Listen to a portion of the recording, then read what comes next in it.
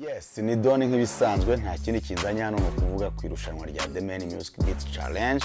Irushanwa rimaze ukwezi ritangiye, twamaze kubona abantu benshi baryitabira kandi babikora neza, nabo tubashimira by'umwihariko. Hakaba hari n'abandi bakomeje kutwandikira tubwira beat twabahaye zishobora kuba ari nkeya. Icyo nababwira irushanwa icyo rigamije nuko n'umuririmbyi mwiza, ntago twitaye ngo ni iyihe style ayiririmba cyane uhe muziki aririmba. Tuzi imiziki myinshi, hariho gospel, hariho secular, hariho gakondo, hariho mbese n'izindi njyana. So icyo twebwe tuzareba ubuhanga ufite mu njyana wahisemo. So abakomeje kugenda twandikira n'abarimba secular na gakondo bavuga ko batabona amabiti abanyuze cyangwa se batari kwibonamo. Rero abo nabo twabatekerejeho, akari impamvu twafashe umwanzuro wo kongera beat ndetse n'iza hip hop n'iza afrobeat, tukongera beat tugashyiramo n'iza gakondo n'iza gospel kugira ngo buri muntu wese abashe kwibona muri iri rushanwa. Ukibona ino video ujye kuri The Many TV uraza gusangaho amabiti tugiye kuyashyiraho. Akari amabiti atandukanye, mumenye ko twakoranye na Yolash na Pato, twongeyemo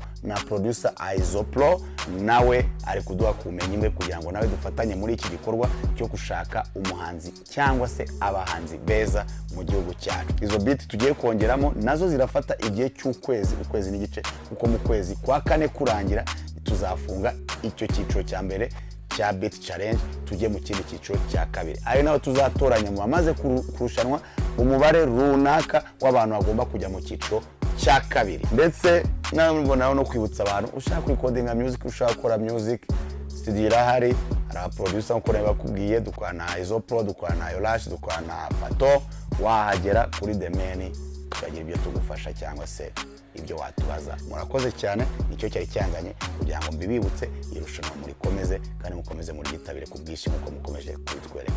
Ciao.